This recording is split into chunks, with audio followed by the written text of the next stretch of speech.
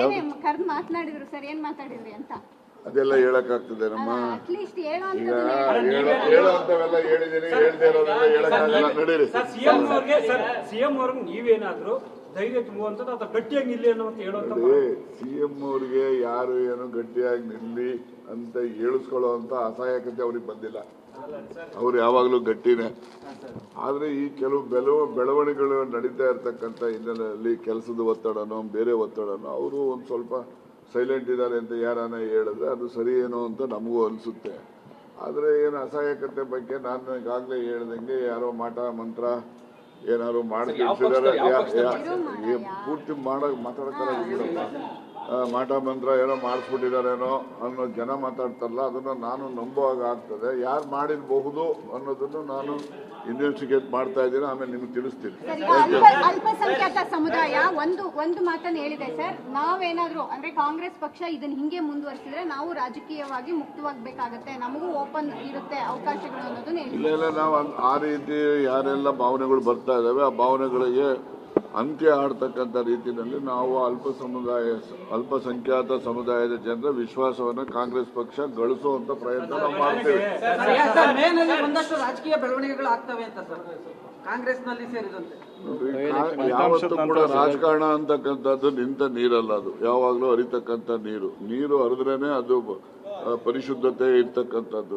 ಒಂದೇ ಕಡೆ ನೀರು ನಿಂತ್ಬಿಟ್ರೆ ಅದು ಪರಿಶುದ್ಧತೆಯನ್ನ ಕಳ್ಕೊಳ್ತದೆ. ಅದರಿಂದ ರಾಜಕಾರಣನೂ ಹಂಗೇನೆ, ಅದು ಕೂಡ ನಿಂತ ನೀರು ಹೇಗೆ ಹರಿಯೋ ನೀರು ಪರಿಶುದ್ಧತೆ ಇರುತ್ತೋ ಹಾಗೆ ರಾಜಕಾರಣನೂ ಕೂಡ ಪರಿಶುದ್ಧತೆ ಕಾಪಾಡ್ಕೋಬೇಕು ಅಂತ ಬೆಳವಣಿಗೆಗಳು ನಿರಂತರವಾಗಿ ಆಗ್ಬೇಕು.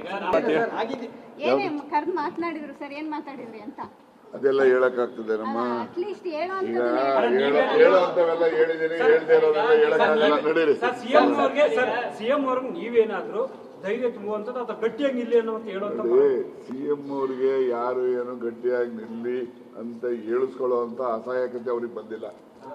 ಅವ್ರು ಯಾವಾಗ್ಲೂ ಗಟ್ಟಿನೇ. ಆದ್ರೆ ಈ ಕೆಲವು ಬೆಳವಣಿಗೆಗಳು ನಡೀತಾ ಇರ್ತಕ್ಕಂಥ ಹಿನ್ನೆಲೆಯಲ್ಲಿ ಕೆಲಸದ ಒತ್ತಡನೋ ಬೇರೆ ಒತ್ತಡನೋ ಅವರು ಒಂದ್ ಸ್ವಲ್ಪ ಸೈಲೆಂಟ್ ಇದ್ದಾರೆ ಅಂತ ಯಾರನ್ನ ಹೇಳಿದ್ರೆ ಅದು ಸರಿ ಏನೋ ಅಂತ ನಮಗೂ ಅನಿಸುತ್ತೆ. ಆದರೆ ಏನು ಅಸಹಾಯಕತೆ ಬಗ್ಗೆ ನಾನು ಈಗಾಗಲೇ ಹೇಳ್ದಂಗೆ ಯಾರೋ ಮಾಟ ಮಂತ್ರ ಏನಾದ್ರು ಮಾಡ್ತಿದ್ದಾರೆ, ಪೂರ್ತಿ ಮಾತಾಡಕ್ಕಾಗಿಲ್ಲಪ್ಪ. ಮಾಟ ಮಂತ್ರ ಏನೋ ಮಾಡಿಸ್ಬಿಟ್ಟಿದಾರೇನೋ ಅನ್ನೋ ಜನ ಮಾತಾಡ್ತಾರಲ್ಲ, ಅದನ್ನ ನಾನು ನಂಬುವಾಗ ಆಗ್ತದೆ. ಯಾರು ಮಾಡಿರಬಹುದು ಅನ್ನೋದನ್ನು ನಾನು ಇನ್ವೆಸ್ಟಿಗೇಟ್ ಮಾಡ್ತಾ ಇದ್ದೀನಿ, ಆಮೇಲೆ ನಿಮ್ಗೆ ತಿಳಿಸ್ತೀನಿ.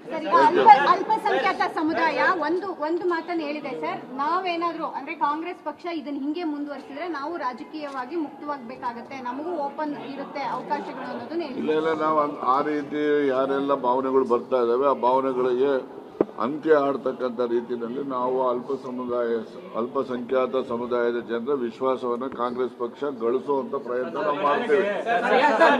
ಒಂದಷ್ಟು ರಾಜಕೀಯ ಬೆಳವಣಿಗೆಗಳು ಆಗ್ತವೆ ಅಂತ ಸರ್, ಕಾಂಗ್ರೆಸ್ನಲ್ಲಿ ಸೇರಿದಂತೆ. ಯಾವತ್ತೂ ಕೂಡ ರಾಜಕಾರಣ ಅಂತಕ್ಕಂಥದ್ದು ನಿಂತ ನೀರಲ್ಲ, ಅದು ಯಾವಾಗ್ಲೂ ಹರಿತಕ್ಕಂಥ ನೀರು ಹರಿದ್ರೇನೆ ಅದು ಪರಿಶುದ್ಧತೆ ಇರ್ತಕ್ಕಂಥದ್ದು.